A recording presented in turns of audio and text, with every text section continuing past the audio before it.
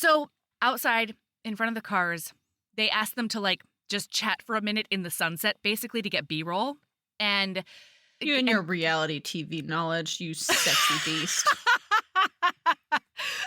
Say B-roll for the listener again. Talk dirty to us.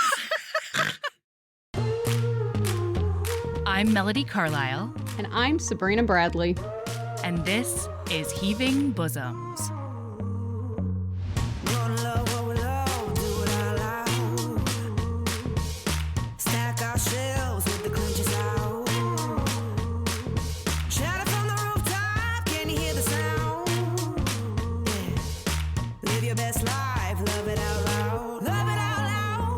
This is the podcast where best friends recap romance novels and other kissing media that makes us swoon, snark, and refills our cups. Whether you've read the book or are coming in blind, we'll lay bare every delicious scene and revel in the tropes and subgenres that make romance amazing. All right, listener, strap in and strap on. Headphones are highly recommended.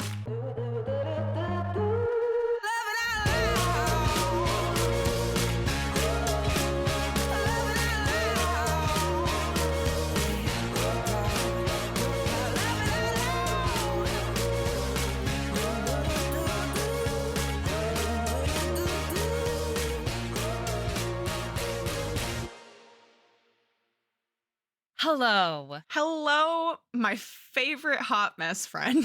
Hey, fellow hot mess friend. It's fine over here. We haven't dropped any balls. Nope, no balls. We're juggling them. Everybody's getting these public episodes like butter, okay? And that's really all anybody can ask me for. Okay, hey, I realized that something might be pathological for me. Are you ready? I don't know if I am. I'm listening, though. Do you remember how sometimes I eat Mexican hot chocolate by the puck? Okay. I also was reminded today that I prefer my airborne Pop Rocks style. Airborne Pop Rocks. I'm sorry. Are you talking about the airborne immune booster? That immune booster boy that comes in an Alka-Seltzer tablet? So what do? You just hammer it into pieces and then... No, it's not quite that intense. Oh, I you just just take put it, the whole thing? Yeah, I'll just nibble on a little bit of it, and then it'll go in so my mouth. You just like solid, like drinks that are intended to be dissolved. Yeah. Sometimes but you gotta pop rock some. In general, did you just say sometimes? Sometimes you gotta pop rock some. How many of those hot chocolates have you eaten? 2. How many have you drank? 1. In the past 2 weeks, how many airbornes have you drank? None. How many have you eaten? 2. Okay. I am judge and jury on this one. And I stand here proudly. Okay. Long story short, you have a problem with eating your shit dry. It's pathological. I didn't know this about myself. Airborne. Yeah. What flavor? The citrus like classic? One. Yeah. That citrus boy. Ooh, there's some orangey stuff all up in ya. You are so interesting to me. She's looking at me like I'm in a petri dish. You are just... I do feel a little bit like I left you alone in a lab for a couple of weeks and this is what came out. Yeah, that's basically what happened. I mean, you haven't been alone in the lab, but it's very much science experiment-y where I just show up, once or twice a week and witness you. Yeah. Yeah, you observe. And then I go back to what I'm doing. And I come back and suddenly there's another airborne tablet missing. That's right. That's exactly right. Yeah. Hey, I was about to ask everybody, in this case, are you a Sabrina or are you a Melody? Okay? I don't know. Because okay, hang on. A Sabrina just does shit boring, No, hang on. So Sabrina's like, is it supposed to be a drink? I'll make a drink. Whatever. The real question is whether or not I do it boring. It's whether or not I've done it at all. Oh, no. You gotta boost that immune system, Sabrina. Sometimes. Oh, I know. I have a terrible immune system. I should be. But, like, I could just eat. Deal. Yeah. Just deal with it. Yeah, that's fair. Did you see that in the cult, after we had that reading conversation, people were like, are you a Sabrina, or a Melody? That was fascinating. Did you see some of the people who said, like, there are movies in their brain? Yeah, that blew my mind. But, like, there are also so many melodies. So many melodies. Do you feel validated? I did. Why do you think I'm talking about it right now? Mm-hmm. Because you read it and you were like, I feel seen. I do. It you made make me want to better. go get a fucking Mexican hot chocolate puck so bad right now. Listen, you can make your own choices. I just make good ones, is all. Can you imagine if I didn't even like it like that, you know? What do you mean? If I went and opened it up and then just live on podcast took a chonk. Yeah. And was no, like, you can't chonk. You nibble it. Nibble. It's a nibbling situation. I do like a nibble, though. I'm a big fan of a nibble. It really... Go get it. Just go. Melody, get the fuck out of here. Do you realize how angry Mary's going to be at me that I still haven't drank any of the hot chocolate? Well, this is what you're doing right now. I'm white fanging you. Go! Get out! God, it's so good. Yeah, this is going to be a problem. Why? Because you like it? I like it. Yeah. Ha! Genius over here. I didn't say it was a bad idea. It was kind of sacrilege, though. Okay. We have a book to talk about. And we have beautiful patrons to shout out first. And beautiful patrons. Right? Here we go. So, hey, thank you for being part of the Patreon, Satish and Jessica V. Oh, shit. Sorry, I got so distracted eating my hot chocolate. Thank you, Kelly B. and Sylvia K. Allison V. and Allison M. Liz W. and Kelly T. Michelle L. and Meg L. Lauren G. and Kristen. Thank you. Thank you. That last name is the same as Chris's birth certificate name. It sure is. Man, I loved this book so much. Okay, so listener, we read Devon and Kris Plan a Wedding. Good God. I've had this on my TBR for years. I don't actually know when it came out, but basically since it came out, I've had it on my TBR, and I just never got around to it. Mm-hmm. What the fuck was wrong with me? We made mistakes. This book was fucking incredible. Mm-hmm. Listener, if you have not, I feel like we say this a lot because you and I are both very enthusiastic about books we like. But seriously, listener, if you have not read this book yet, stop it. Turn us off. Drop the pod. Goodbye. Unless you don't mind spoilers. If you don't mind spoilers, yeah, you know, stay on. If you're a Melody, stay on. If you're a Sabrina, get the fuck out of here and read that book. We love you. I've come to the realization, though. This is going to be a problem if you can't do it and talk at the same time. I can. Could you hear me eating? Away. Yes! You were talking while chewing. You can't do that. You white-fanged me into going and getting it, and now you've taken my new joy away from me. Listen, you're the one who can't handle it, all right? I feel like it's something that I could get a knack for, but I'm not going to do it tonight while we're on a deadline, you know? Yeah, you got to practice it a bit and then come back when you're a pro. Anyway, so, listener, we open up in chapter 1. Devon has received a letter, a big old fancy letter, that has been handed to her by a courier.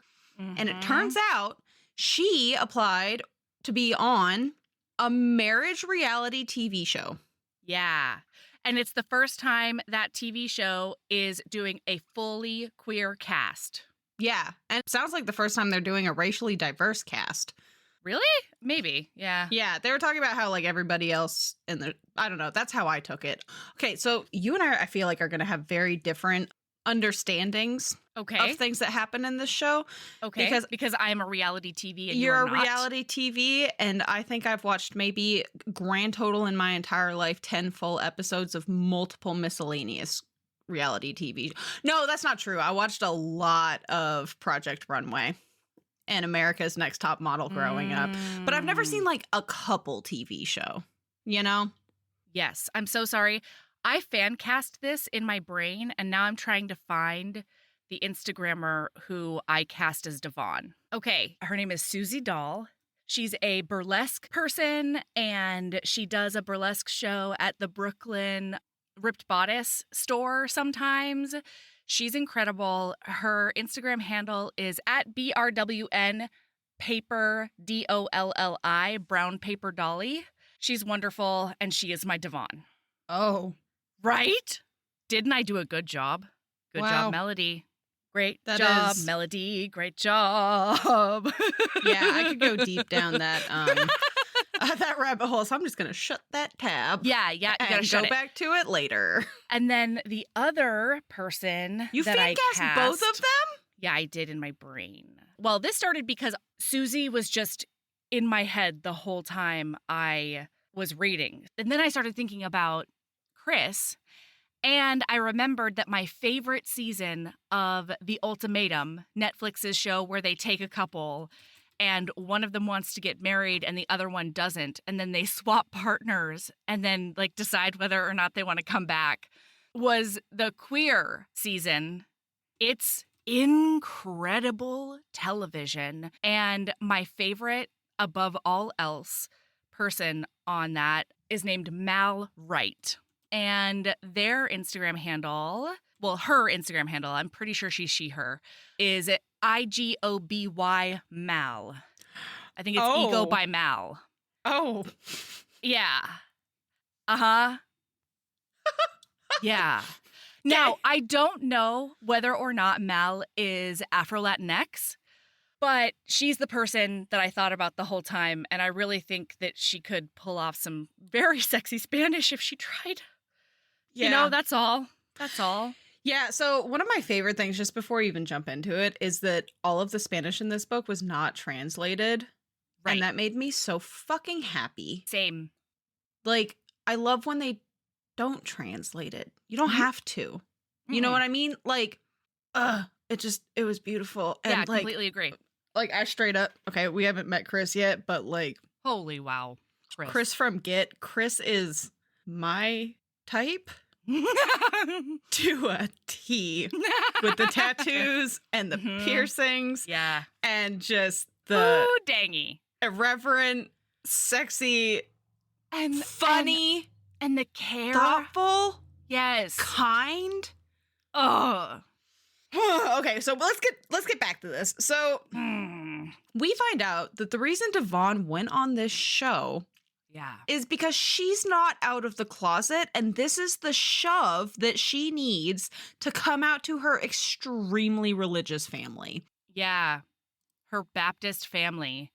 Whoa. Okay, Devon, that feels like that feels like deep end stuff. You know? Yeah. Granted, I really did like the fact, because this is some shit I would pull, maybe. I really did like the fact that she was like, one of the reasons I'm doing it is because my mom can't make a scene in front of a ton of cameras. I was laughing at that for sure. Yeah. Well, because her mother has a certain appearance that she must meet. She doesn't want anybody to know that they have any family problems at all, ever. They are a perfect family. Yes. Okay, so Devon is chosen for this show, and she's extra excited about it because not only is it a queer season, but she says that people who look like her don't get a lot of representation, especially on things like reality dating shows. Because she's femme, she's fat, she's a Black lesbian, she is just amazing all the way around. And she thinks that she's going to be the biggest person on the show, and she's delighted to see that she's not even the biggest person on the show, and she's so excited about that. Oh, it was super cute. Yeah. And then while they're at this meet and greet party, which to be clear is the first time they're being filmed, we get introduced to Kris from across the room with her sexy hair and her sexy tattoos. And what is it about a queer woman in a short sleeve button down? That is like fucking kryptonite. It's been a while since I felt this gay. You know what I mean? I hear you. Yes. Wow. This is one of those moments where I'm like, wow, I am very sad right this very second that I live in small town, hella Bible Belt. I was like, where the hotties at though? One of the other characters, I loved all of them, but one of the other characters on Queer Ultimatum is called Xander. And wow, they can rock a button-down short sleeve or not, you know? Interesting. A mess. You keep going.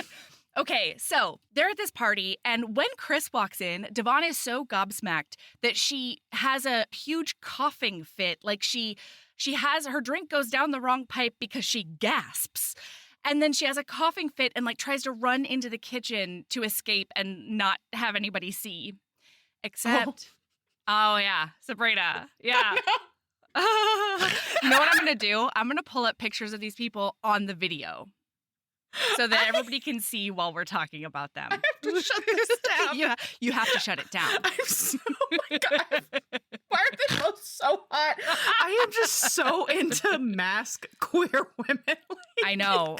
You my haven't God. even seen one of my other favorite No. queer women. So moving on. I'll send her to you later. She is the best. No, what's going to happen is you're going to forget, and then you're going to start editing, and you're going to You're right. remember, and You're then gonna you're find going this to out send next it to week. me out of nowhere, and then Okay. I'm going to be broken. Sabrina, I just need you to know that this woman that I'm talking about does almost break up with someone because they don't want her dog sleeping in bed with them.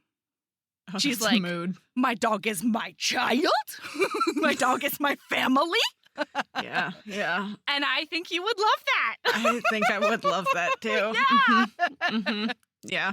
Okay, so she has this coughing fit. She goes into the kitchen to try and escape, except the object of her coughing fit, the catalyst to this embarrassing coughing fit, follows her in to like give her water and pat her back and make sure she's okay. Kris is such a dreamboat. Devon is such a dreamboat. This was such a swoony book, y'all. This was so swoon-tacular. Do you ever like? do you ever read? I guess not, because you are in love and married. But occasionally, as a single human, I read books like this. I'm not even monogamous. No, yeah. And it makes the yearning that I feel in somebody, like in my deepest parts of my soul, to have this. And like, I know I would hate it. They'd be like, you're mine and you're not allowed to be with, like, that's it. Yeah. And yeah. I'd be like, you don't own me. well, actually, I'm poly. So That's like, not how Sabrina does sorry. things. But like books like this, like, yeah. Yeah, because Kris later on does get possessive in a she very sure hot does. way. So apparently we find out that Kris came on this reality TV show and by the way, I still had no idea what the hell the premise of this reality TV show was. It's and so brilliant. Kris, we find out that Kris is here to fall in love. But here's the thing. That's not what the show is for. No. The premise of this reality not dating show is that they pair people up, they pair up strangers, and then those two strangers have to make their families believe that they are engaged and they're getting married. And then they have to get their families to plan the wedding with them in 6 weeks' time. So I have a question. As a reality TV show, would you watch this? Yes. Okay. Are you kidding me? This has everything. Man, Chencia C. Higgins knows exactly. Like, somebody needs to hire her. You know what? Bravo, get it at Chencia C. What's her name? Why can't I remember her name? Higgins. It is Higgins. I was going to say Higgins, and I was like, that's not right, Melody. But it is. Okay, so that's the whole deal. And here's the thing. At the end, if they do get all the way to the altar, their families buy in and they support them, they get all the way to the altar, they can choose to get married and stay together, or they can each get paid $100,000. Yeah. I want to know how many times they've done that and somebody has said, yes, I want that person. And the other person said, actually, I want the $100,000. Well, that was also not clear because it seemed to me that both people could walk away with the $100,000. Yes. which is wild. Normally, so like on Love Island, for example, at least my recollection of Love Island is that at the very end, they can choose to either like, I think, share the money or keep the money. And share the money is like stay together, and I think keep the money is break up. Maybe? It's something like that, but both people do not walk away with all the money if they don't want to. Wait, is that F-Boy Island? I don't remember. Uh-oh. I've watched too many reality dating shows. That might be F-Boy Island. But there is a cash prize at the end of Love Island. And there's tension about whether or not, they're going to like stay together or not. And there's money involved. So anyway, in this one, are you frozen or are you? No, I'm not frozen. I am just.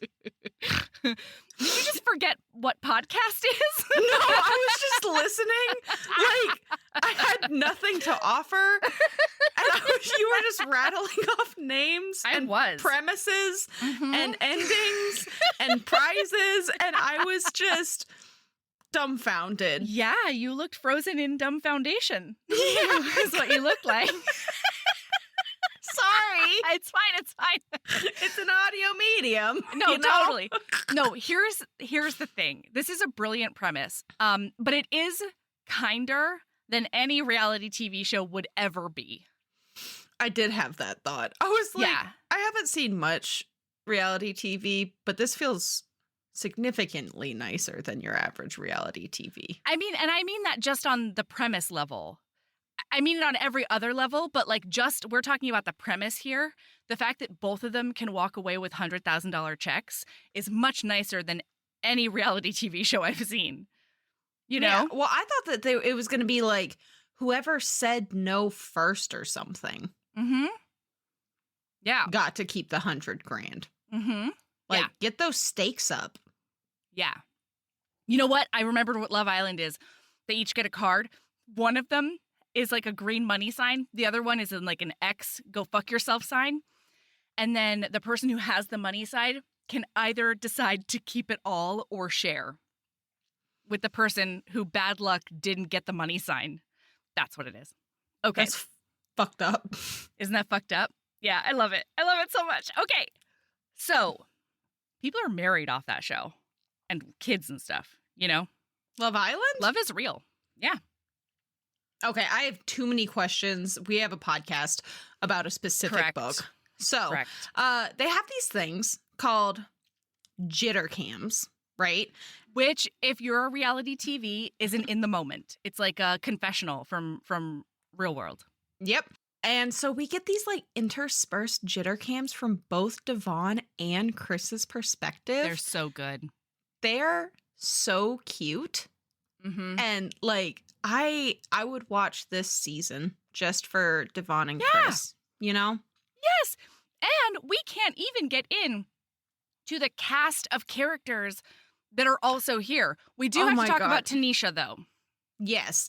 There's a bunch of people that we meet, but the one that we need to talk about is Tanisha. She comes over and sits down next to Devon, and she's like, I just need you to know that you are my type in every single way. And like, you're a person I could fall in love with.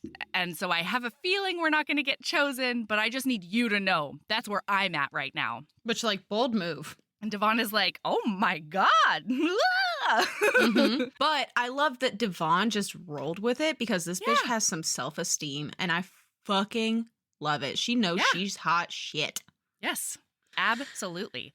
So, wait, just to be totally clear, in this jitter cam, Devon is asked to like say what she thinks about every person, and Sabrina's going to read you her prayer that she does when she gets to Kris. I sure am. Bowing her head, she pressed her palms together. You saw me scrolling. I did. She pressed her palms together and closed her eyes. Oh. Wrong prayer? Yeah, this is the prayer at the luncheon. My note is, jitter cam with prayer that Kris's fiance be protected by the Lord from her sexiness. Okay, here it is. So. It's so good. Lord, keep your hand on Kris's fiance. They need you now more than ever because they won't be able to convince people they're marrying her if they're staring at her dumbly at every turn. Gird their loins and strengthen their poker face. Cross my heart and hope to die. Stick a needle in my eye. Amen.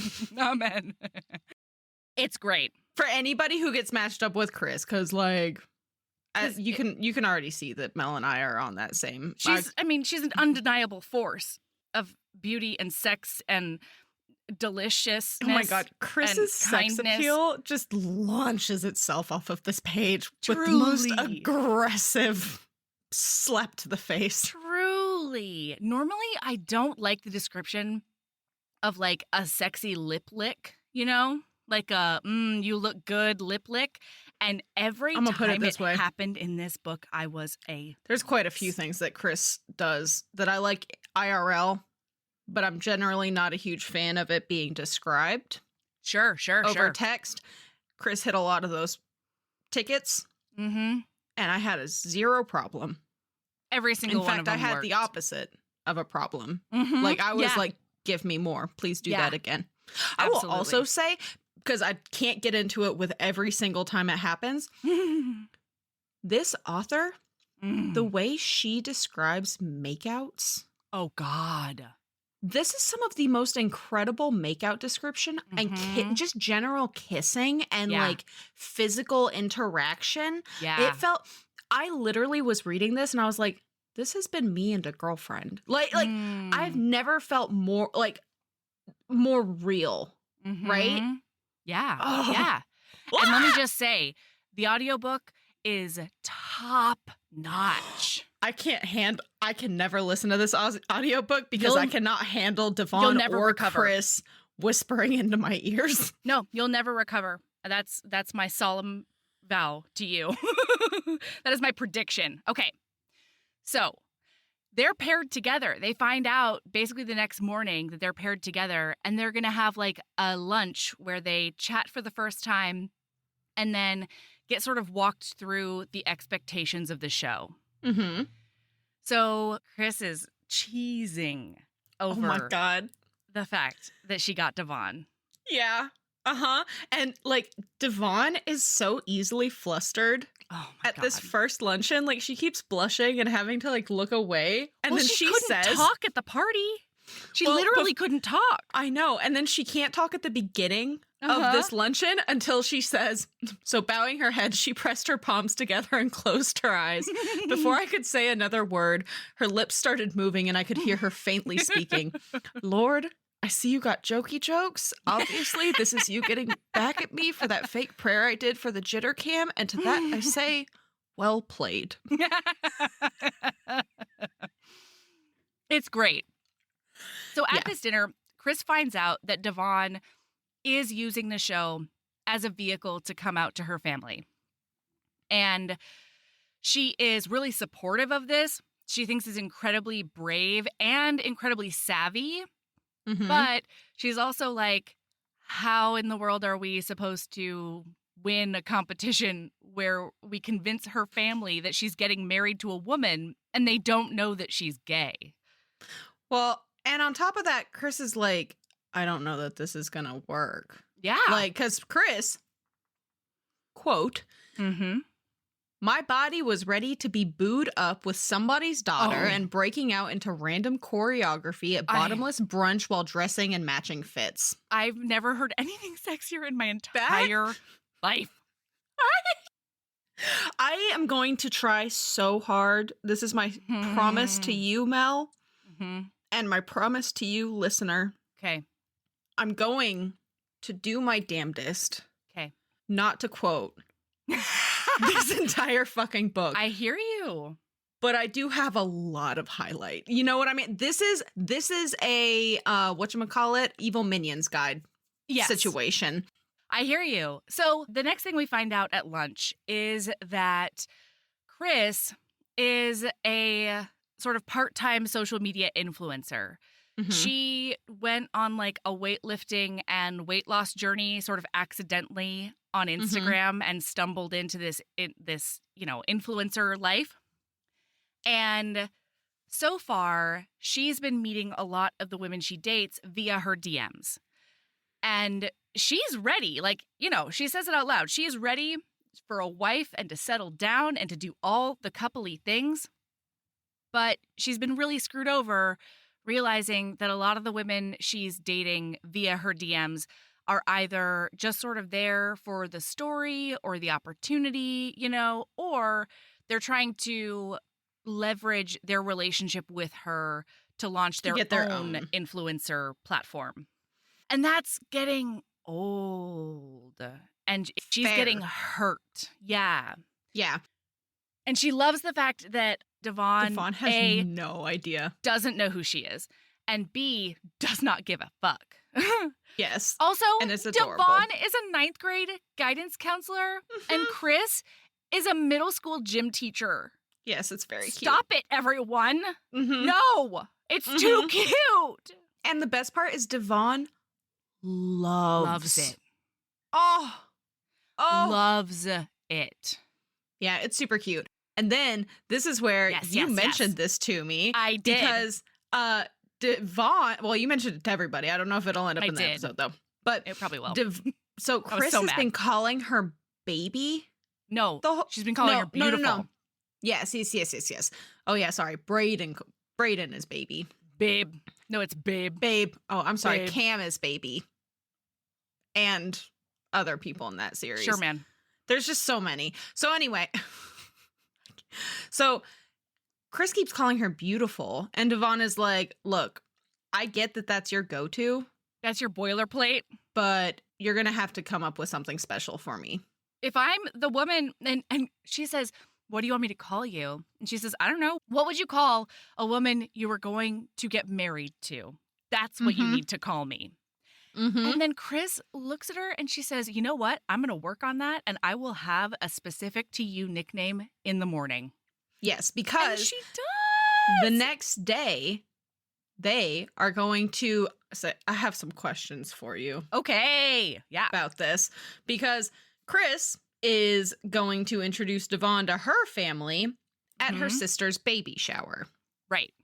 Don't you feel like I think that's a recipe to get stabbed. Yeah. By a hormonal pregnant woman. It's also just Kris is such a thoughtful human being. Right? It doesn't make any sense that she would do it. Such a not thoughtful thing to do. This is your sister's special. Yeah. Now, granted, she does say, I'm waiting until way later. Like, I'm having Devon show up later so that, so that Kiki can have her moment or whatever. But I'm like, the whole day is the moment. It's the whole thing. And I felt like they were about to, so we get there, right? So I just needed your thoughts on that. And you are in the same boat as me where it's like, what the fuck are you doing? Yeah. So Devon shows up and Kris hauls her out onto the porch and they sit on the bench. Because they have to have a consent conversation, listener. Because she is a very physically affectionate human being, and she wants consent to hold her hand and give her little neck kisses and little cheek kisses and little forehead kisses and little huggies and some lip kisses and some whispering in the ear and some earlobe caressing and some caressing. Maybe a knee grab, okay? Like, and what? So she needs consent. And she says specifically, she's like, my family is incredibly touchy. Like, we're very, I don't mean as to sound like stereotypical of a Latinx family, but we're very touchy. And I want your consent, but I need you to know that if you say no, it is no problem at all. It'll just be harder to convince them, basically. Yeah. It'll just be a bigger obstacle to convince them they're really together. And Devon's like, oh, okay. And then she says to Kris, into those big, beautiful eyes, she says, can we practice? And like, when I was reading this, I didn't know how that wasn't the first conversation at lunch. You know what I mean? Like, that would have been one of my first things is like, what are we doing physically? I don't know. I don't know that it would have crossed my mind because I just need to know about you. I would be more concerned about them asking me questions about you. Oh, yeah, definitely. Yeah. So, like, I don't think I would have even thought about the physical thing until all of a sudden it was too late. And I was like, oh, shit. Yeah, I don't know what to do. And then Kris says, you want to practice kissing me? And Devon's like, don't say it like that. I just don't want our first kiss to be in front of a bunch of people. And so Kris is like, yes, let's. So Devon says, may I kiss you? And in Kris's inner monologue, she's like, it's the matter-of-fact way that she says it to me that, like, really does me in. And then I called it the minute Devon did all of this that she was going to be a fucking vixen monster in bed. Yes. Oh, my God. I was like, oh, my God, Devon. And that's when I was like, Devon. Devon. Oh, my God. And Kris says that she's really surprised by the fact that Devon just grabs her, like she grasps her shirt harder and then pulls her in. And it's not a hesitant kiss. It goes from lip contact and then to tongue. And it's like the most magical I'm going to tell you experience. something. Yeah. Almost all of the kisses in this book. So I can make a movie in my head, but I slow down my reading significantly. Yeah, I imagine. And almost every single kiss in this book, I movie-tized. Like, absolutely. Mm-hmm. They're cinematic. Mm-hmm. I would watch this movie so fucking hard. Oh my God. Yeah. So somebody starts catcalling them and laughing, and she turns around, and one of her tias is there with the cousins, and they're like, oh, what's going on here? And she's like, nothing's going on. I'll see you inside. Mm-hmm. And when they get inside, her mom and dad, they like go over to where they're sitting, and her mom's got this like secret smile on her face, and she's like, ¿Quién es? And Kris is like, this is Devon. And then they don't say anything about their relationship, but Kris is like floored because Devon gives her mother a vase of flowers, and she gives her dad these like specially mixed spices for the barbecue because he's grilling today. Yeah, specifically Tejano.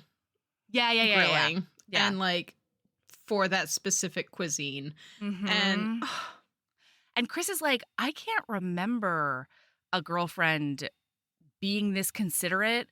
Or, Devon also greets them in Spanish, even though she's like she doesn't actually like, super speak it fluently. Yeah, but she can understand a little bit and react, like respond a little bit. And like, And Kris is just like, I can't remember anybody going out of their way for me like this. And we're not even really together. Like, this is amazing. Also, by the way, we learned this during the smooch on the porch. Sure.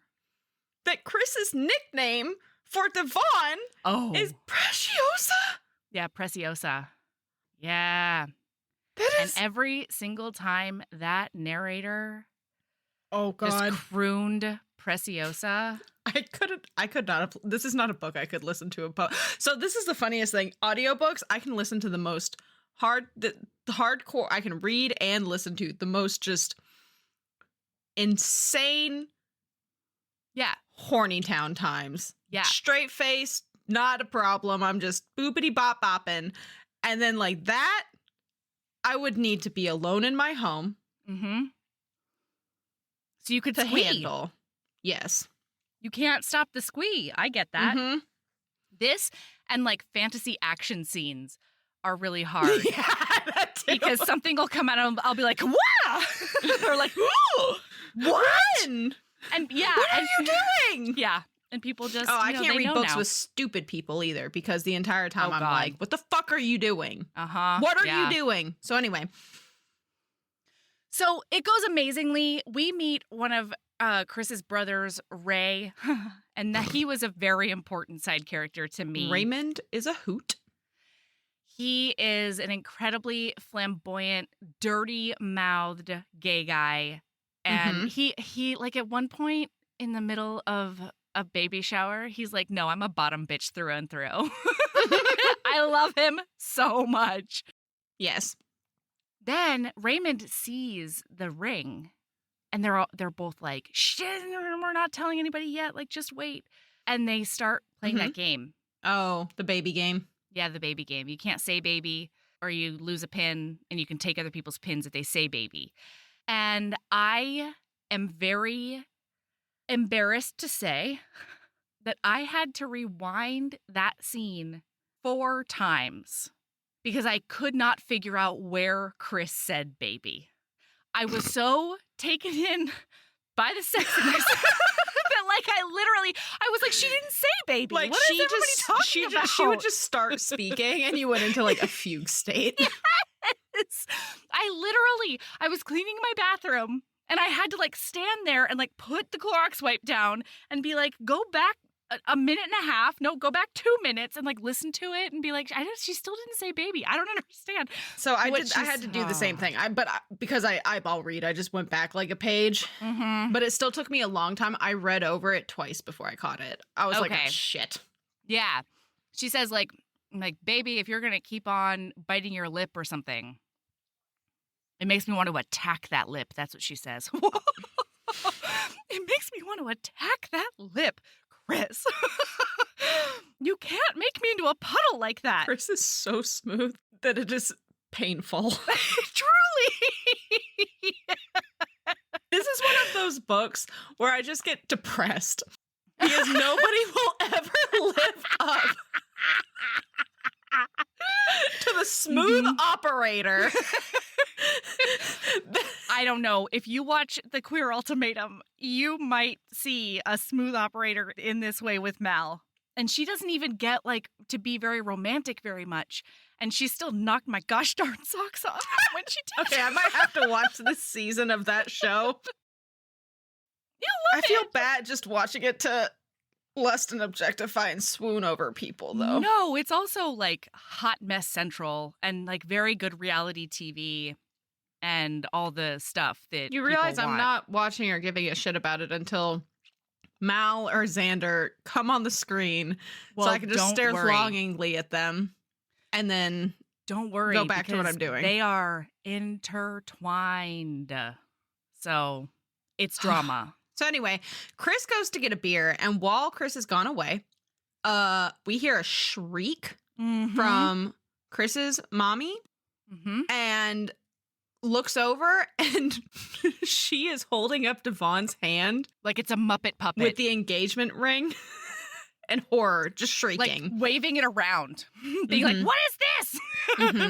So Kris's whole family's losing it. They're like, "Oh my god, oh my god, oh my god, what's the story?" So they give them kind of the story, and then, are you pregnant? Yeah, the whole "are you pregnant" question. And Devon is straight up like, these people, which, my god, I would never be bold enough to say this to my partner's family, whether or not it's real family too. I know. No, and I get that, but like, I would never in a million years would the thought that's an inside thought for me. She says the word vagina in front of her whole family. Do they think that an egg crawled out of my vagina and up yours to fertilize one of your eggs? One of your eggs.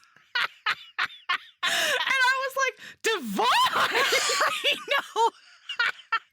Especially since Devon is so reserved. You just looked those parents dead in their beautiful faces and said, God, I have wrecked your daughter sexually. I was so horrified. Yeah. I mean, there are a couple of times when these two people say sex stuff in front of their family that, like, I don't think I could say out loud. I would have about a real romantic partner if I tried to do that. No.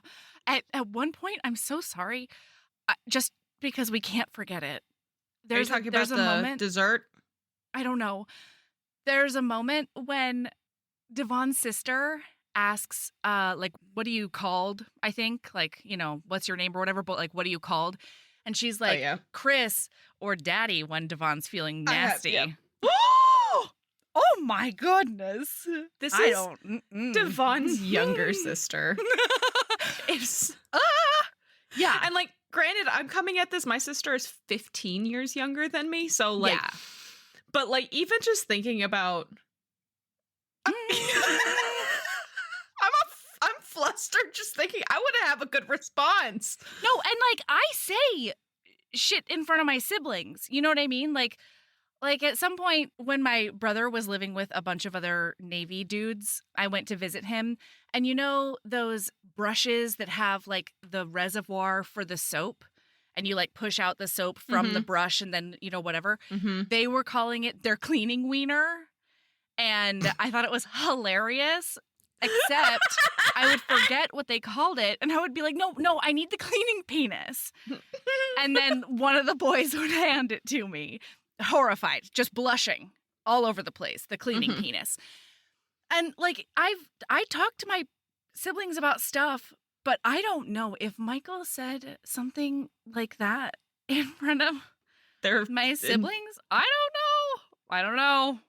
Well, no, it's not even. Yeah. Well, I can't wait to remind you of the dessert thing because that killed me. I have to be totally honest with you. I still don't understand the dessert comment. Is this to the pregnant sister? I was going to ask you. What does that mean? We'll get there. Do you not know what it means? I know exactly what it means. No, I have no idea.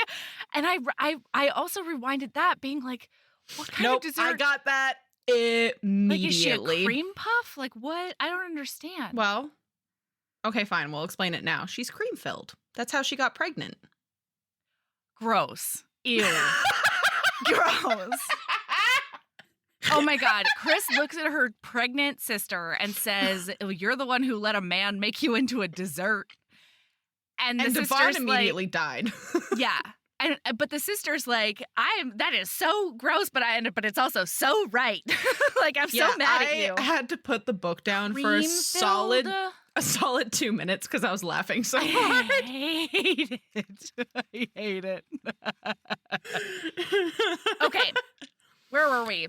So anyway. It goes amazingly. They love her. Like, everything goes great. And then the next day, my second question. Okay. In what fucking world is this the way you come out to your deeply religious mother? I have several issues with this on a reality TV level. Okay. There is no fucking way, because Devon's plan is that she's going to go into church on Sunday holding Kris's hand and introduce her to her mother. And that's how she's going to like start the coming out process kind of situation. She says, thankfully, the producers agreed not to take the cameras into the sanctuary as long as we said we would absolutely let the cameras into her house later. From a reality TV standpoint, there is literally no way that they would have let that a producer would be like, I'm not going to capture the moment. What? If anything, just put a fucking like video camera boutonniere on. You know what I mean? Like, there's no. Yeah, I had that thought too. I was like, well, especially because later in the house, there's no cameras. Yeah, I don't know where Felix was with that camera. What happened there? I have a lot of questions. It's fine. Well, so Kris is being super sweet and reassuring and just telling her how strong she is and how wonderful she is and like, I'm not here alone for you. It was beautiful. I'm not going to lie. This is chapter 4 and I was sobbing the entire chapter. I know. It was gorgeous. Kris says, if you can't handle it, rely on my strength as well as your own. Like, I'm here for you. She gives her some really sweet, like, reassuring kisses in the parking lot. And I was like, this was different than any kiss they'd shared before. It wasn't the exploratory practice kiss or like any of the dozens of chaste kisses we'd exchanged in front of her family. The way her mouth moved against mine was an extension of her keeping my feet on solid ground. It centered me in a way I'd never experienced through another human being before. I sighed into her and felt the weight of my anxiety lessen against my chest, allowing me to finally breathe easy. Oh my God. Yeah. And then Kris tells her, don't give up, Preciosa. The fight hasn't even started as they're about to go inside. And oh my God. And Devon says, I just want to live and I want them to love me regardless of who I love. Is that too much to ask? Yeah. Let me tell you. Why does it have to be a fight? Like, chapter 4 and chapter 5 were in some ways real hard to get through from like Sure. youth trauma, specifically religious trauma around being queer. Mm-hmm. It's a lot. Yeah, it was great and it was beautiful, but like, boy. I mean, it's visceral. You're experiencing it in the moment. Yeah. You're taken right into the scene. And then immediately, yeah, we meet the nuns as they're walking into the Not church. nuns. They're just ladies. No, sister something and madam something, like blah, blah, blah. They're Baptist. Whatever. Okay, you're right. They're not nuns because they're not Catholic. Not nuns. In my head, they were nuns. It doesn't matter. All I know is that this old lady comes out and she says to them after watching them make out in the parking lot, "Young lady, I know you think you're grown, but the next time I see you out there disrespecting the Lord's house, committing fornication and whatnot, I'm going to put you over my knee." "Oh, but Mother Jacobs, this is my... I don't care about none of that mess. Boyfriend, girlfriend, whatever. If you ain't married, you sinning. You hear me?" And I was like, this is the kind of support that I like to see. Like, I don't give a shit who you're fucking. Yeah. You shouldn't be fucking. Mm-hmm. That was my thing. I was like, you're in the parking lot. Like, I did have that thought. Your mom was already gonna know. Like, Jesus. Mm-hmm. So they go in and her mom gets up and she's really relieved to see her because she's worried that they were going to be late. She sees them holding hands and she just sort of like shuts down. Her whole face goes neutral. She looks at the ground and then she points to the pew and she says, "Go on in. Praise and worship's about to start." And Devon just crumbles. She kisses her mom on the cheek and goes and sits down. And then just starts sobbing because she got the exact rejection she was expecting. The exact rejection she's been dreading for her entire 30 years. Yeah. It was rough. And Kris is ta-taing her and holding her and reassuring her and letting her cry on her shoulder.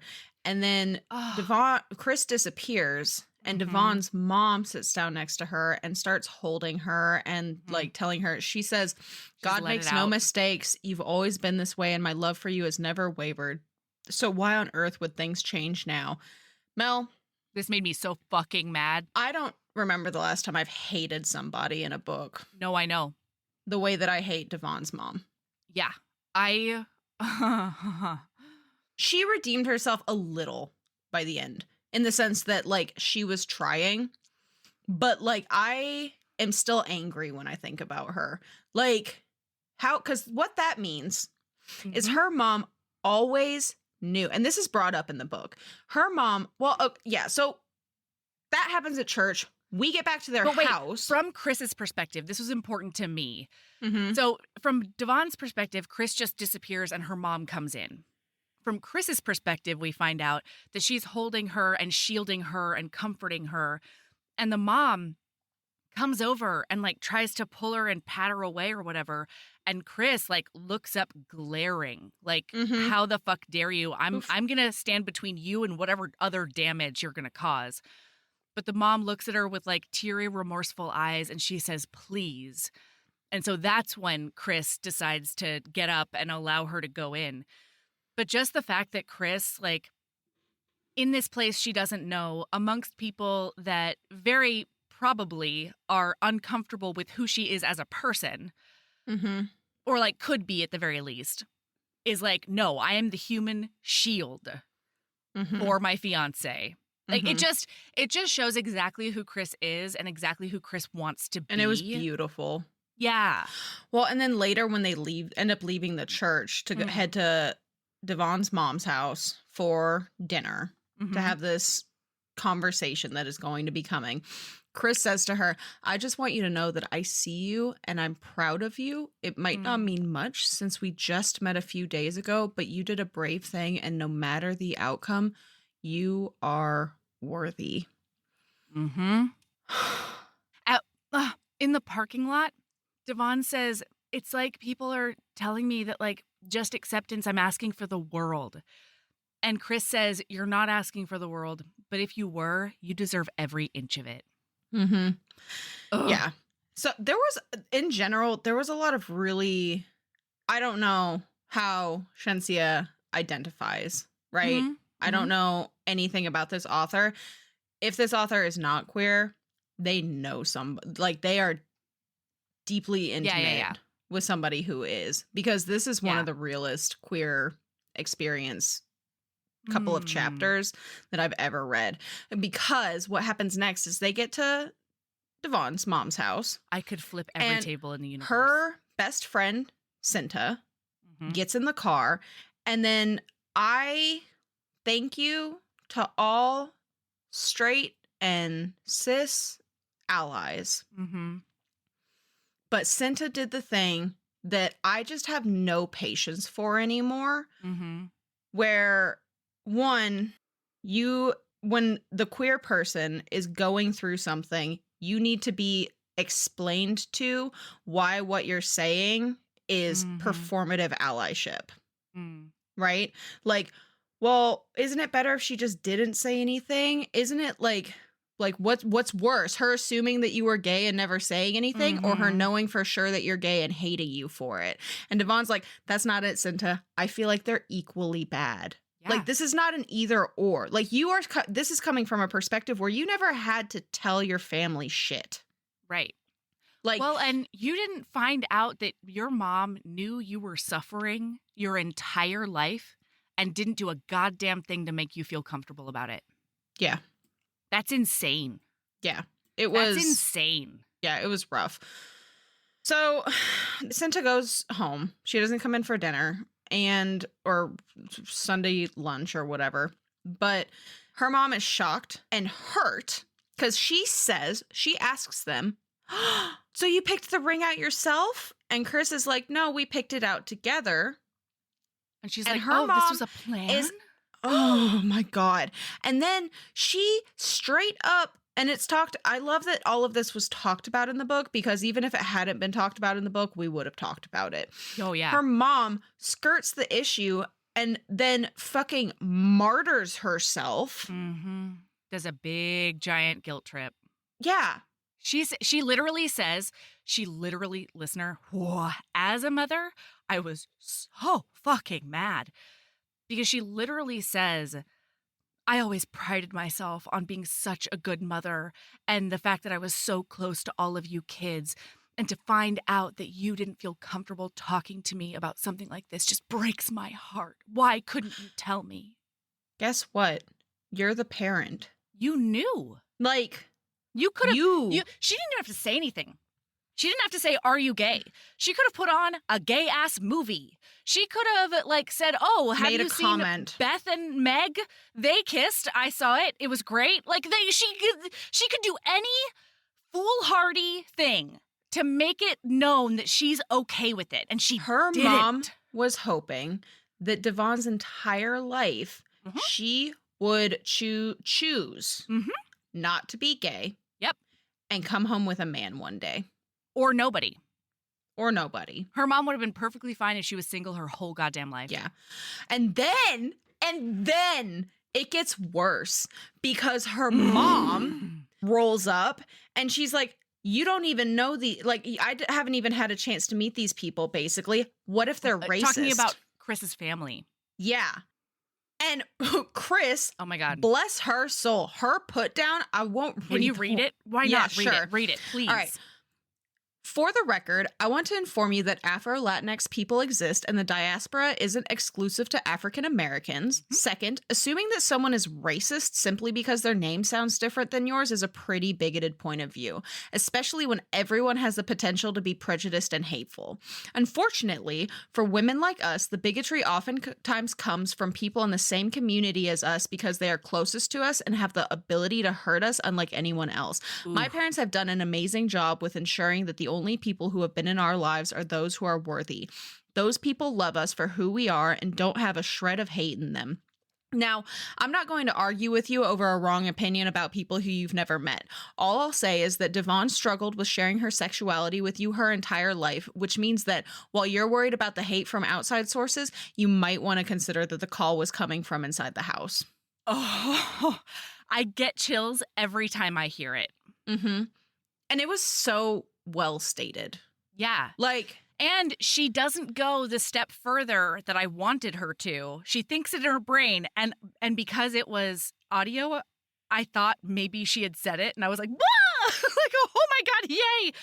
Because she says something to the effect of, like, oh, were you paying attention to her emotional well-being when you were ignoring her sexuality and, you know, like keeping her in the closet her whole life? And she doesn't actually say that out loud because she doesn't want to cause a fight. She's like, I should be here mostly silent, but I just could not stick up for my family. Well, and like what's so fucked up is her mom is so worried about her being hated for being Black. But guess what? You're hating her because she's queer. Like, you get it from one side for being a Black woman. Yeah. But guess what? Devon has all of that. And queer on top of it, and knowing that her family doesn't support her. Yeah. Like, and it's tough, right? Because one thing that I thought Chencia Higgins did an absolutely incredible job of for the rest of the book is sort of showing her mom learning and like fumbling a little bit. And trying and apologizing and whatever. Like at one point, she asks if Kris identifies as a bride or a groom, which is on its face an adorable question. That's adorable. Like that, and that's what, to be frank, that is exactly the kind of shit that somebody who is not well informed, but is trying so hard, is trying, right? But at the same I think I know time, where you're going. Well, microaggressions are just as hurtful.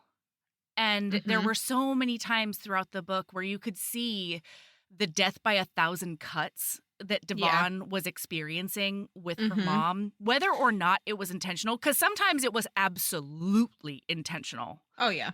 Other times it wasn't, you know? Well, and I think one of my favorite parts, and this is such a reality as somebody who is queer, is that we accept and see and acknowledge that this person is trying. Yeah. But Devon's mom is never explicitly forgiven. No. Not a single time in this book. And that is so real. Because you can't choose your family. But you can unfortunately still love them. Even if you wished that you didn't. Because it would hurt less when they hurt you. Right. And she's just never forgiven. And I fucking love, there was no like come together like, I love you, mom. I love you, mama. No. Like, you are forgiven, blah, blah, blah. Like, this is going to be something, just straight up, this is going to be something that Devon carries with her for the rest of her entire life. Yeah, of course. That is such a pivotal part of her development. You know? Like that is a wound that can never be fully healed, I feel like. Yeah. I came out almost 14. Like I came out almost half of my life ago, right? And I still very vividly remember the reactions in my family. You know what I mean? Like for better or for worse, like some were good, some were bad. Yeah. I'm going to go to my grave remembering that more than I remembered prom. More than you know what I mean? Like that. Yeah. Absolutely. We do find out that her little brother has always known and always like helped her date girls by pretending to date them for her mom. Darren is the most precious baby angel. I love Darren too. I love every bone in Darren's body. I love a Darren. I want a Darren book. Oh my God, don't. That would give me so much joy. I know. That's like the minute we met Darren, I was like, I need the book about the Cinnamon Roll sweet needs boy a book. who used to pretend to date women so that Devon could go on dates. Like, and also like been there. Yeah. That's the first person I ever went on a date with. Really? This exact scenario. But it was a friend. I was a friend of hers. Yep. That's great. No, but like at another point, Darren comes to like find the DJ because, listener, this book is organized by the weeks of the show. It's one of my favorite ways to organize a book. The same thing happened in Rosalind Palmer takes the cake or whatever. So this is fascinating. Okay. That you brought this up because when I went and was a little creepy maggot looking at your notes. Yeah. Because I saw that you were making notes. Yeah. Little creepy maggot. My little creepy maggot self immediately noticed that you just had week 1, wall of text, week 2, wall of text. I don't even have what week, but I do have, chapter 1 and then Devon Jittercam, chapter 2, Kris Jittercam, and all of those things. It didn't even... Yeah, because in reality TV, the weeks of the shows when they're going to come out is very, very important. And that it totally makes sense, but I immediately clocked that looking at your notes. Yeah. Well, okay, so one of the weeks they have to find a DJ and like flowers. It's a very important week that is really incredible. But Darren goes to the DJ situation and Ray goes with Kris. And, like, Ray hits on him so hard. And, like, very aggressively, very vividly. He's like, oh, you're a musician? Do you also blow pipes? And Darren is such a cool as a cucumber. Meanwhile, Kris is like, Raymond, what the fuck are you doing? Why are you like this? You're acting like a child who never got any attention growing up. Like, what the hell, Ray? Yeah. Okay, so week 2, they have to choose venues. Oh, I'm sorry. They, like, have dinner with her mom. They, like, the sister cries and apologizes that Devon never felt safe telling her about it. This is when the daddy comment happens. This is when that daddy comment comes out. Woo! And Devon looks at Kris and accidentally says that she finds her completely and utterly drop-dead gorgeous. Like, devastatingly gorgeous. Breathtakingly That's gorgeous. The one. Yeah. And then she, like, kind of feels self-conscious about it. And Kris comes over to her right in front of the oven and grabs her by the face and says, just know. I'm such a slut for a face grab, and there was so much face grab. There was so much chin chuck in this book. And face and nape of the neck pull. Oh. Napes? Don't you talk to me like that. Don't bring the nape into this. Bring that into it's too much. All right. I can't. Actually, lately, Michael has been doing the best thing in the whole wide world. I'm probably going to cut this out. But he has realized what a slut I am for a nape of the neck contact. That if I'm feeling, like if I feel tense or whatever in bed, in addition to spooning me, he'll just put one hand and just rest it grabbing the nape of my neck. And I melt every time and go immediately to sleep. Oh my God. You're like a little cat. Yes. It's like that. Anyway, okay. Then week 2 is venues. We got to motor a bit. We do have to motor. Listener, I'm so sorry. Read this book. Yeah. Read the book. The whole family's come out. Oh and it's God. incredible. They do a Goldilocks venue search. The first one is too scary. And the moms are like... literally praying. Yeah. Holding their rosaries. Uh-huh. Yeah. The floor is wet. There's no windows. It's dark. It's bad. And Devon throws Kris under the bus because the show picks all of these venues. But they're like, how did you even find this venue to be interested in it? And she's like, oh, so one of Kris's followers like told her about it. And Kris is like, so mean. And Kris's mom is like, whoever that was, that is not your friend. That is an enemy. You need to cut them out of your life. Yeah. And like, listener, we cannot express because we're going to be skipping a fuckload of incredible scenes. Just read the book, okay? And like, just because this is one of the chief things that I think we have to skip, what the biggest conflict, I think, between the two of them is what they're both battling. Well, especially Devon. What Devon is especially battling throughout this entire book is what is real and what is not. And that's such a cornerstone of the reality TV experience. You know what I mean? What is real and what is not. And she can't tell when Kris is performing and when she's not. And so she'll make comments and Kris will be like, I have no idea what you're talking about. Devon? No. Devon will make comments about like, oh, you're so good at pretending to love me. And then Kris will be like, I don't understand. I'm not pretending anything. And she's like, is that real or is it not? You know? Yeah. So, well, and anyway. on top of that, not only is it reality TV, Kris is an influencer. Like, Right. Kris has a social media, like a social presentation of herself. And so she's used to acting. Right. And like putting things on for the camera. Mm-hmm. Like, I totally understood why Devon this entire time through was like, Absolutely. I don't know how you. Well, so after they do all of these venues, they do 2 venues. And outside in front of the cars, they ask them to like just chat for a minute in the sunset, basically to get B-roll. And you and your reality TV knowledge, you sexy beast. Say B-roll for the listener again. Talk dirty to us. So they say something, and then Kris is like, you know the reason that I came on the show, and you continue to act like you don't. Like, I don't understand why. And then she comes over and like cages her in against her car, and it's hot. And she's like, tell me why you keep on pretending you don't know. And Devon totally misses the entire point, because she's like, I know, I just don't really know what to like do with that information. You want to find the person, you know, the love of your life. And then Kris says, okay, well, let me do my thing. And Devon says, okay, well, just like take off your ring and be discreet, I guess. You know, like, I'm not going to stop you from scoping out awesome ladies or whatever. Like, it's not against the contract. So like, whatever you want to do, just be quiet about it. Just be cool.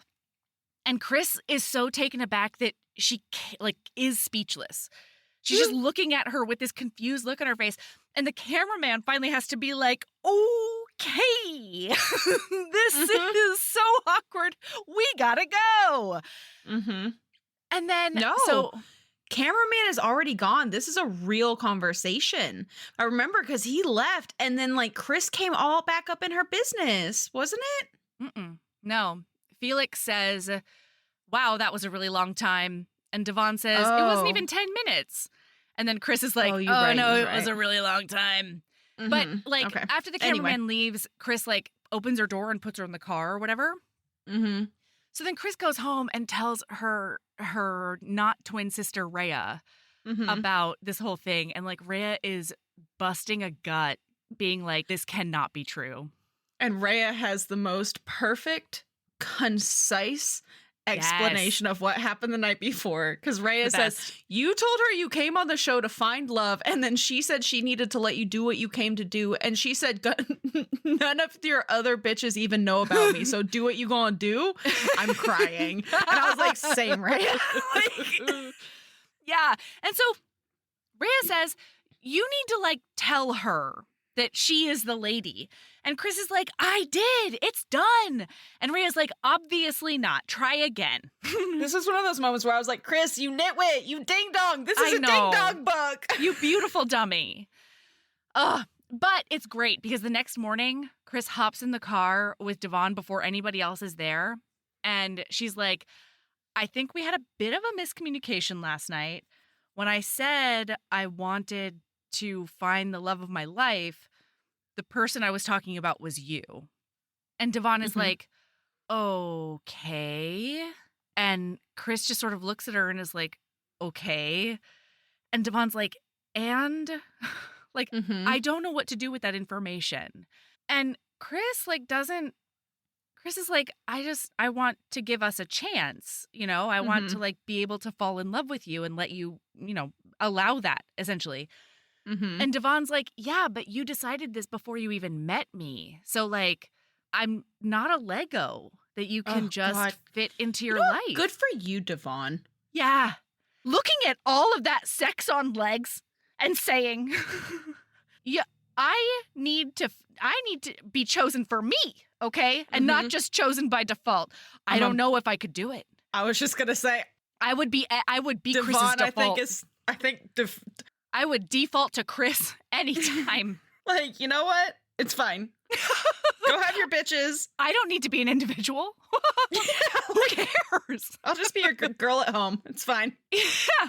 I will be on your arm, Kris. Yes, absolutely. So they find the third place. It's amazing. They end up going with it because it's a fantastic experience. It's nothing like, the nightmare horror shows that they saw the day before. And then they all, oh God. They go to dinner. They go out to dinner. And while they're there, Chris's dad is like, you're not paying for the venue. Like, I'm paying because that's my right as the father of the wife. Right. Like, this is what I'm doing for my baby. Right. When she's getting married. And Devon handles it so perfectly because the show is paying for all of it. Yeah. And so Devon is perfect. And she's like, we are just handling the deposits. The deposits. And you can handle the bill, the final bill at the end. And that'll work for you. And he is so touched by this. And like in the beginning of the book, it is stated from Chris's point of view. She states multiple times. She's like, I think one of the hardest things is going to be convincing the show that my dad is convinced because my dad never shows, like, he's a stoic, just like a classic I missed that. Yeah. stoic guy. And so he doesn't show a whole lot of effect. Well, dude, I don't know what, like Devon works magic on Chris's dad because he ends up getting teary and then getting up and coming over and hugging Kris. And kissing both of them on the cheek. Well, and then the whole family comes over and is hugging Kris because they're all having feelings and emotional. And now Kris is crying into her dad's shoulder. And like, it's a beautiful, and he's just so happy. And by the way, this entire book, every time shit like this went down, all I could think about was, this isn't real. I couldn't live with the guilt. Oh, I know. I could not live with myself. The fact that they're lying to the family the whole time and they're just such perfect, beautiful angels about everything. If they were a shitty, terrible family, okay. Fine. They are not. Hilarious so they're having prank. a family hug, and Devon's mom is like, you should go hug them Get up too. there. And Devon's like, I don't want to get in the middle of a family thing. And then Kris breaks free of this family hug Group and hugs. sits down in front of Devon and puts her hand on her knees, and she looks her dead in her face and her beautiful, beautiful face. And she said, let this be the last time you mention my family and don't include yourself. All right? No, I'm done. I'm dead. I'm a ghost. And that's I'm only bones. when I by the way, I'll have you know, you can go look through my notes, Mel, and if you do a Control F, you are going to find the words I'm dying or I am dead or just dead at least 30 times, because I'd like read out a note and I'd be like, blah, blah, blah, blah, blah. And now, literally, Devon agrees that the next time Kris pulls her into the next group hug family, she'll come willingly, and she agrees, and now I'm dead. Yeah. Like every fucking note ended with, and now I'm dead. And I'm dying. Yeah. So, okay, we need to motor. And so week 3 is she needs to get herself a bespoke gown. Luckily, she has a best friend who is like, a sewer and wants to be a fashion. And so she's going to make the dress. But she also has to go try on dresses for the cameras. Yes. And then Tanisha shows up when she is in a fuck me vixen wedding dress with like a plunge that goes down to her belly button or something mermaid action. Amazing. Yeah. And Tanisha's like, oh, I got axed last week, but now it gives me the go ahead to be like, you're the person I want. And Devon is like, oh no, that's not gonna work. And I will say, the way Tanisha got kicked off the show, though, was horrifying. Fucked up. Yeah. Because her partner literally looked her dead in her face, like not even a week in, and was like, hey, they'll never believe it because I will never be able to sell it because I am so unattracted and uninterested in you that I can't. Yeah. And I was like, wow. Yeah, and so the family, you, Margot. I know. The family took Tanisha aside and was like, you cannot marry her. We're not letting you marry her. And the whole conceit of the show is once the family says a hard no or figures out it's fake, they're out. They can't compete anymore. So at this thing, the mom and Denisha, her little sister, are both like, I am not into Tanisha. And her mom says that the way that Tanisha was flirting with her is disrespectful to Kris. Mm-hmm. And this was one of my favorite moments because Mm-hmm. Denisha, the little sister, was like, Mom, that's fucked up. Like, that's a patriarchal way of thinking that we're trying to axe. And the mom is like, how can it be patriarchal if they're both women? And so we get so many moments. Like, one of the things I loved about this book is that in real life, saying explanations like this is exhausting, right? And as a queer person, as a Black person, as, any minority group, a lot of times those explanations are necessary. And whether or Mm-hmm. not you do them is, your choice, and nobody should be obligated to. Mm-hmm. But I loved the fact that we got them in the book Mm-hmm. because, like, maybe somebody will get extra learning, like maybe this will be another time where a queer person or a woman doesn't have to give this explanation to somebody. Well, and this is such a great example of it shouldn't be on the on the minority to give the explanation. Yeah. Her sister Allies- steps up to the plate. Like, people who are not of that minority group, Mhm. as long as you are knowledgeable, you, like, frankly, I'm not going to say it's your job, but it's helpful. At this point in my life, it feels a little more like your job than my job, right? Like, if this is a give and a take, like, I've given that explanation so many times at this point that you know what? I'm passing the buck. It's your turn. Well, as an ally, that's one of the biggest ways you can show up, Mhm. So Denisha is like, it doesn't matter what gender anybody is. The idea is that marriage is ownership. And that is what we're trying to walk away from. And so the mom is like, I'm so sorry. And they, like, hug and cry. And then Kris walks in to see that Devon has tears in her eyes. And she immediately is on high alert. And she's like, what's going on? How are you? Are you sure you're okay? What's going on? She's like all up in her face, putting her hands on her neck or something beautiful and comforting and her sexy. nape. And her ear. And, oh, God. And Denisha's the best because she's like, that's right. You check on your woman. I love Denisha. Me too. And so they end up having this chat. They're like, later. Devon's like, not now, later. Well, and then we find out in the jitter cam. So I did not realize this was why Devon was crying. Okay. But apparently the official reason that Devon was crying when Kris walked in is because seeing herself in these wedding dresses made it suddenly really real, and she wants to be a wife. She wants to be loved. She wants to be chosen. And this is all of a sudden, oh shit, this is happening. It's feeling real. But more than that, she says it feels right. She says it feels like she's on the right path. She's got full body chills. I know. And, like, one of the people we haven't really talked about is their producer, Kevin. Oh, Kevin's a delight. But their producer, Kevin, is, I think, their biggest cheerleader, but, like, very quietly. Yes. So he's seeing all of these jitter cams. He's seeing everything. Okay, just keep that in mind. So then Devon is like, hey, can you please come over to my house and bring your dad's chili con carne and we'll strategize and chat. And Kris shows up and Devon has the audacity to be in leggings and a crop top. And Kris is just like, I'm trying to keep this not sexy. And it's very difficult. I am such a slut for somebody, like, specifically a femme presenting person in, like, some tight athleisure. And I'm like, hey there.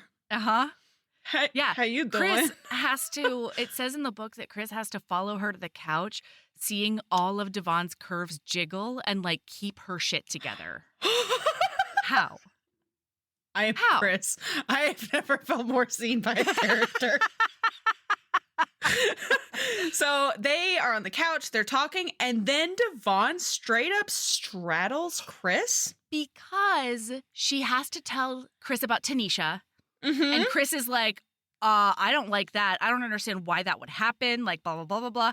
And Devon is like, ooh, I like this. And then straddles her. And just starts making out with her. And Kris has already apparently made the decision in her beautiful brain to not move this to sex until Devon believes that Kris wants to be with her for her. Yeah. And Devon is like full steam ahead, choo-choo, motherfucker. And they are nuzzling, and Kris is like, what about no sex? Like, we can't do this, and like, blah, blah, blah. No. And then she says, I like this, and then Kris says, what else do you like? And then Devon says, I like how you taste. And then Kris says, I like how you taste too. And then Devon says, show me. So, yeah. And then Kris finally is able to pull up and pull away and stop what they're up to. Try to check in. And Devon gets so upset. I mean, and storms off. Relatable content. She's like, oh, you're rejecting me. That's what's happening right now. Forget it. Oh, it's totally fine. It's totally fine. I was trying to start something, but like, don't even worry about it. It was a silly idea. I am Devon in this situation too. I am so hypersensitive to what I perceive as rejection. Love to have a podcast with you, Mel. Yeah. Great. So anyway, they get in there and she's like, this might be, specifically it'll happen because Kris was like, we might be moving too fast. And Devon is like, the fuck? You telling me that you're falling in love with me is not too fast, but me trying to get a nut off is too fast? She doesn't say that because this is one of my favorite things about Kris in general. She says something like, but doing this is not too fast. And then Kris says, what is this? Say it with your whole chest. She says that multiple times in this book, and I was here for it every single time. I love it. Yeah.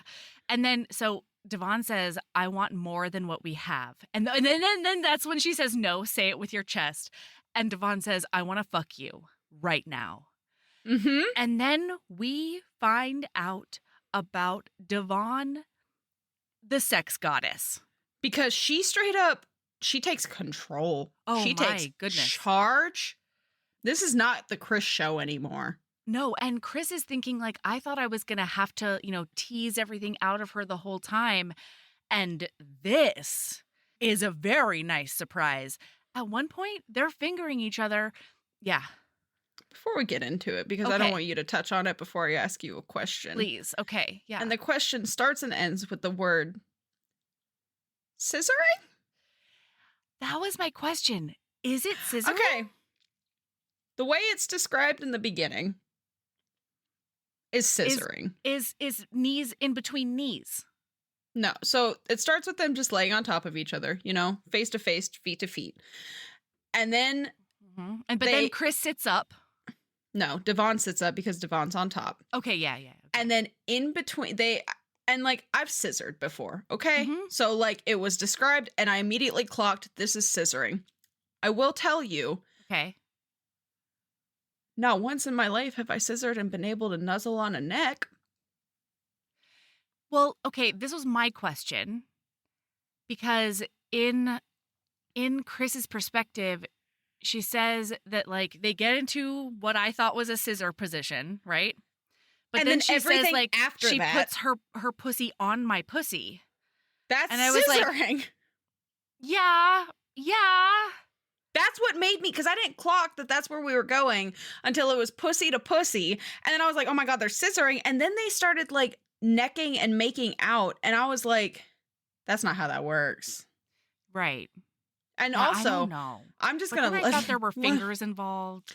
There were some I was very confused. I mean, I was into the sex the scene whole time. Yeah, there was not it was not fine. I did get taken out for a second though while I was I had a little, sex logistics question mark. This would be great for that box on scissoring logistics. Yeah. With Sabrina. But sex scene logistics. It's one of the prompts this year for the reading embrace. Yes. So this would be a great book for it. But I had a lot of questions. I don't know that I'll ever get answers. Listener, email us at heavingbosoms@gmail.com if you have thoughts. Yeah. So I ended up at thigh grinding. That's where I did too. There was definitely a time, clearly, because my notes were scissoring, ? Yeah. But I ended up at thigh grinding, some kind of frauding, definitely there were some finger stimulations. Oh my God. But the most important thing for me that happened, and I don't think this is not verbatim, but it's definitely the spirit of the sentence. She is on top of Kris, and she says, "Don't you dare hold out on me." Do you have the actual line? Yeah. Okay, read it. "Don't you fucking dare hold out on me," she gritted, a line of sweat appearing along her top lip. "If I make you come, I deserve to hear every single sound you make." Devon! All I'm saying is Devon and I would work out in bed real well. Golly, Devon. Great work. Yeah, and then they realized it was so fucking funny. They realized they were recording their conversation in the living room, and they forgot to hit stop recording before this happened. So nothing is on camera, but it's all recorded. But they've got all the audio, and it immediately uploads to the cloud, and they can't delete it. They can't do shit about it.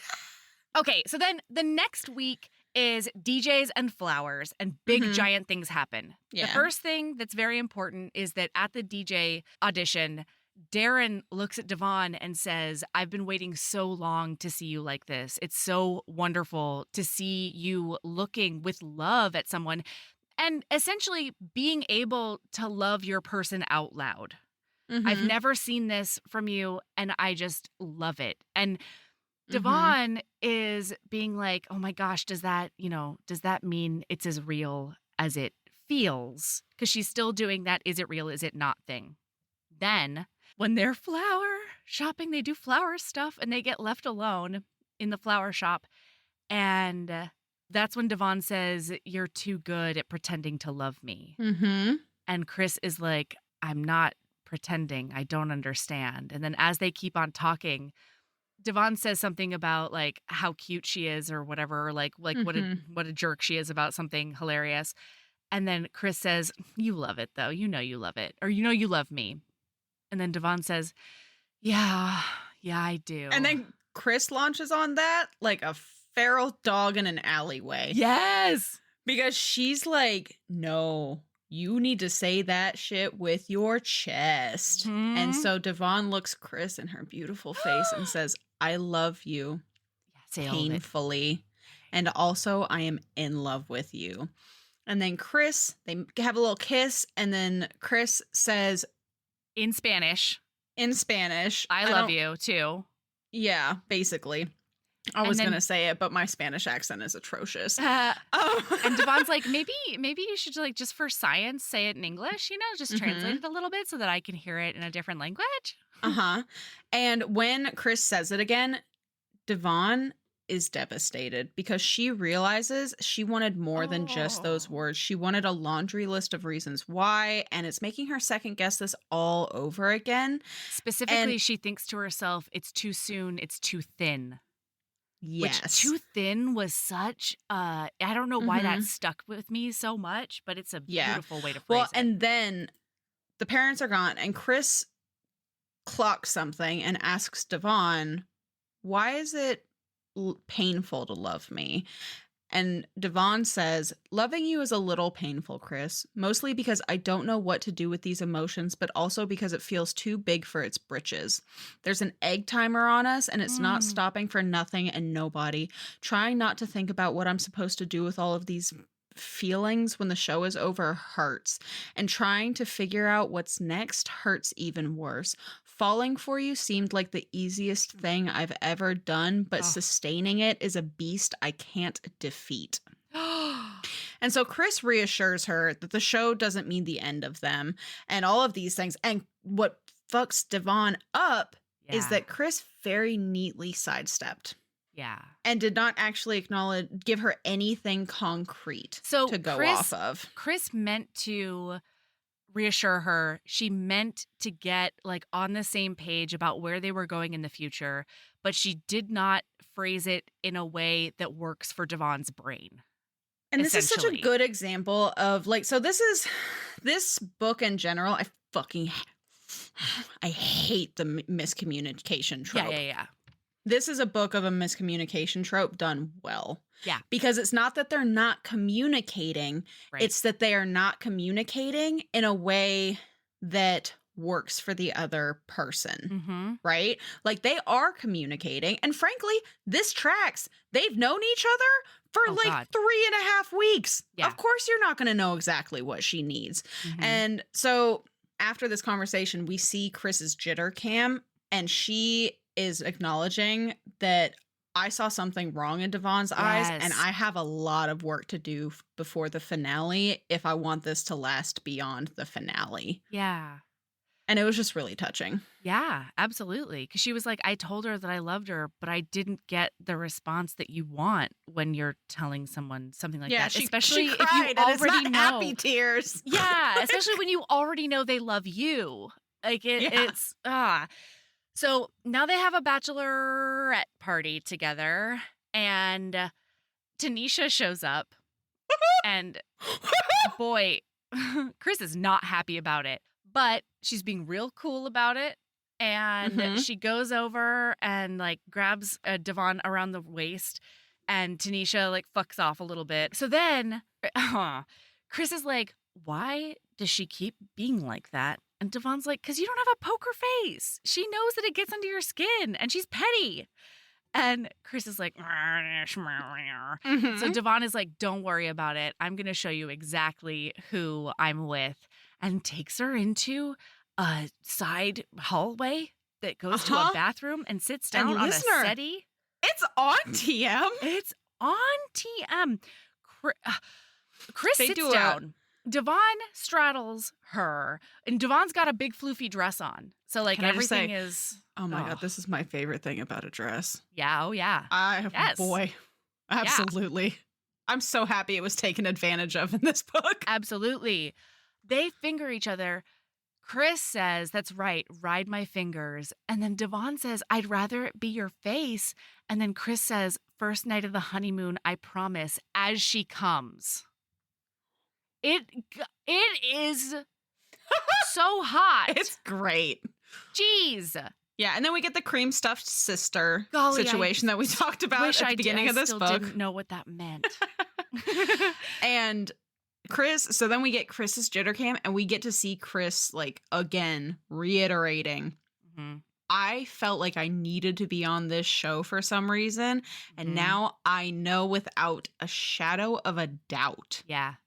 Devon is the reason. Well, and that's because in their jitter cams toward the end of it, Kevin pulls Kris aside and shows her Devon's audition tape. And so Kris gets to see like all Actually, this happens before this hallway finger bang. Does it? Tonight. Yes, because it's yeah. That's right. That's why she's talking to Tanisha. That's right. So Kris is like, oh my God, this just solidifies the fact that this was all meant for me to meet this person. And then after the bachelorette party, Kevin grabs Devon because Devon is still like, I feel it, but I'm also really worried and I don't know. And so Kevin shows her Kris's audition tape. And so she gets to see that everything Kris has been saying about not wanting to meet the same people via Instagram and like not wanting to do the same things and really wanting to make a connection with somebody who has the same goals as her. And she's like, oh shit. Everything she's been saying is totally legit. And Kevin is guiding them together. Kevin oh my God. is like, Kevin how ships does this make so you feel? hard. Oh my God. So now I'm just going to quote Devon's jitter cam right after this real quick. Yes, Because please. she says, when I came onto the show, my sole purpose was to come out to my family and boost my self-esteem a little. What I got was so much more than that. I'm not in a place to do a lot of talking, and you've already gotten plenty of tears from me, so I'll keep this short. I'm going to marry the woman that I love on Saturday. Oh my gosh. Oh my gosh. Zippy Zap listener, It's wedding day. It's the big day. They get up to the altar together, and Kevin, before anything else can happen, Kevin gets on stage and is like, hey, everybody, it's this reality show. And we're doing things a little bit differently this year because y'all are kind of the real thing. And so we've decided that you can, because normally, listener, nobody does the wedding no matter what. Even if they were to theoretically choose each other, there wouldn't be like the rest of the wedding. They wouldn't do the reception. They wouldn't do any of that. Mm-hmm. And so they're like, this time we've decided. Which, can I just say, that's fucked up. Yeah, that seems like wrong. Yeah. You know? Like if they choose to go through with it. Yeah. One of my favorite things about Love is Blind, or at least the earlier seasons, I don't know if they're still doing this, but one of my favorite things about that is watching the receptions that happen afterwards.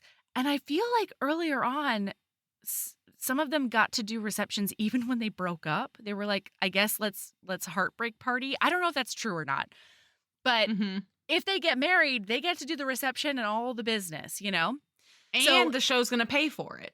Yeah. So he says you can either each walk away with $100,000 right now, or you can choose to get married and the show will cover your entire wedding and your entire honeymoon. And then Kris looks over to like see what Devon thinks. Devon is on a knee. Go, Sabrina. And Devon says, I knew you were trouble from the first moment I laid eyes on you. You were the most exquisite being I'd ever seen, and I gasped, which made me choke on my drink. You showed me kindness by giving me water and waiting until I told you that I was okay before leaving me to join everyone else. You stood by my side and held my hand, offering me more strength than I knew I needed as I came out to my family and told them in no uncertain terms that regardless if they accepted me or not, I would never be alone because the Zavalas had made me their own. Holy you have shit. affirmed me, supported me, and loved me, and more than anything, completely ruined me for any other woman. Would you please, if you are so inclined, finish what you started and marry me for real so that I can aspire to make you even a smidgen as happy as you have made me? My whole body is tingling. I've got goosebumps on my whole body. Yeah. And so Kris obviously drops to her knees and gives her a big ol' smoochy smack and then pulls away. And Devon's like, so like, is that a yes or a no? And Kris is like, that's a yes. Of course it's a yes. And then Kris says her vows. Say it. Say it. Yeah. Tell them. Devon, I knew from that first night that you were something special. It was why I made it a point to stay away from you. I didn't want the producers to see that I was interested and match me with someone else on purpose. You were kind to everyone that night, even the most obnoxious and annoying of the group, and even though you avoided me, I never got the feeling that you didn't like me. That next morning, after I saw that it was you, I made up in my mind that I had 6 weeks to make you fall in love with me, and the both of us standing here right now proves that I was successful. You have such a pure and loving soul.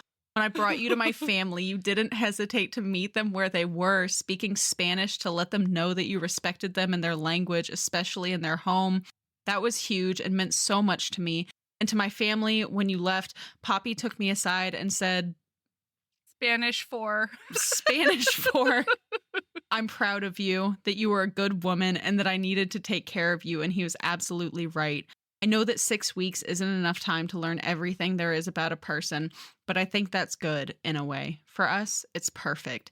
This means that every day I get to learn something new about you to add on to my love. I want to continue to grow what we've built, to create a life that brings us both more joy than we could have ever imagined. And most of all, to have you by my side as we experience everything life has to offer. Thank you for allowing me to love you, for loving me back, and for making me the happiest woman on the planet by becoming my wife. These two are so much. They're so good. And I love them. And I don't know what to do. Yeah, so and the epilogue is the show's reunion. Yep, and it's beautiful. One of my favorite things is that Devon finally gets to see what Kris's jitter cam was right after she found out it was Devon she was paired with. And it's just this like slow, sexy, cheesy smile. And at the reunion, Kris leans over and says, see, I told you I wanted you from the beginning. Ma'am! The end. Listeners, they're together forever and it's beautiful. They're the best. Everything everything is beautiful and nothing hurts. Nothing. Let me tell you, I loved this book. just cinnamon roll of a novel so badly. This just like fucking bear hug of support and loyalty and found family. Yeah, like God. And, like it was just hilarious antics. God, it was, listener, this book has everything. I could not express how many times I laughed out loud reading this book. Like, it was so good. Yes. Oh my God. All right, Sabrina, what's your lady love? So, it's right around this time of the year. My lady love is, and this is so fucking sappy, is you and I have been recording together for a year. Our first episode came out sometime around May. Or like right around this time of year in general. Yeah. And I had so much fun with that first recording. And then I came on as a guest host a couple more times. And then you almost gave me a heart attack by making me think that you were telling me you hated me and never wanted to record again. But like that first guest episode, I mean, obviously there was the reading embrace, but I'm not counting that because that's a different kind of ball game. Mm-hmm. And I was thinking while I was literally reading this book. So as we all know, I'm a speed reader. Like there's no ifs, ands, or buts about it. I'm a speed reader. Because of it, I have a Swiss cheese memory. And I was just thinking about, because I remember callbacks to book, like books we've talked about in the past and things like that. I don't have that with books I just read in general. And while I was taking notes, I was just thinking about how happy I am that I have such a reason, because I wouldn't do it without a reason, to read closer. You know? Like taking highlights, taking notes, giving a lot more thought to it than I usually do. Reflecting on how you feel about it. And then having an opportunity to talk about it with you. Like, even if podcast wasn't around, I would be so down for just a Mel and Sabrina book club. You know what I mean? Where we just meet up every once in a while and talk about book. Yeah. Right. A lot of times that's what happens. Even if we're just trying to have a regular friend conversation, one of us will be like, oh my God, I'm reading this book right now. And like, here are 3 things that are going on. And I have so many book friends. So it's not like I'm at a loss for people I can talk to about books. But it's not like this. Like, I'm not sitting there like, because usually for pod, it takes me about twice as long to read a book as it would be if I wasn't highlighting and taking notes. And it just, I was just thinking about how nice this has been, specifically the last little while. Like, it takes my whole, I can't think about anything else, you know? Oh yeah. And it's just so immersive in a way that reading is and isn't usually. So that's my little sappy lady love this week. Okay, that's hilarious, because my lady love is a review I have not sent to you because I wanted to read it to you out loud.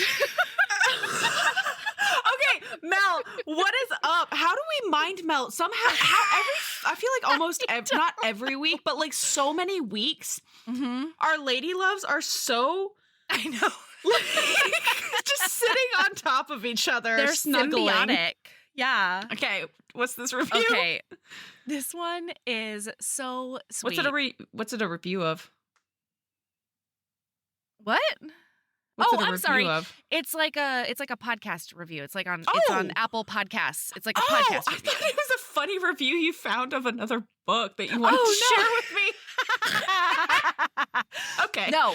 So this one says, oh God, excellent and hilarious. And I feel like I loved it so much because I felt very seen, and I feel like it might be the new elevator pitch for podcast in a general. Okay. It just says, I've never laughed so much in one podcast episode in my entire life.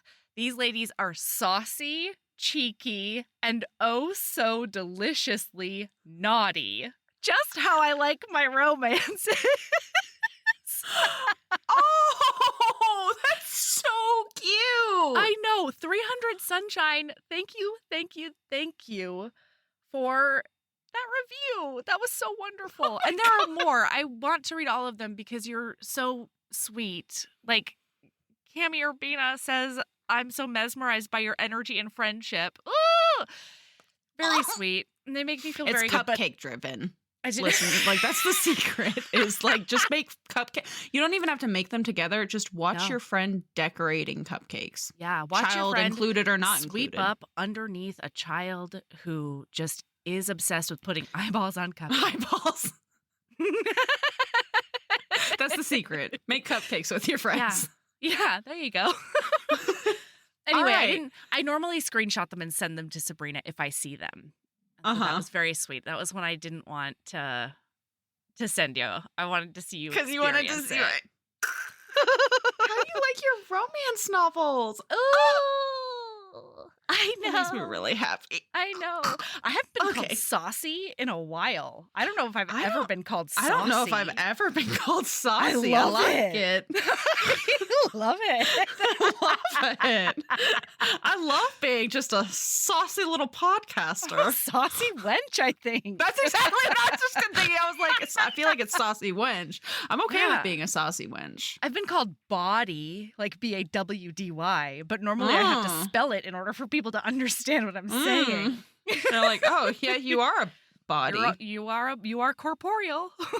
So you saucy wench. All right, listener. Keep being a badass and love yourself as much as you love the wedding venue of your nightmares and your family's hilarious comments about it. Walking through carpet puddles while your mom I had a prays the rosary. visceral reaction to the wet carpet melody. I know. Because I could feel it. I know. Love yourself as much as you love just thinking about a stud looking you dead in your beautiful face. All right, time to go. Bye. I didn't even get to say what the stud said. What did the stud say?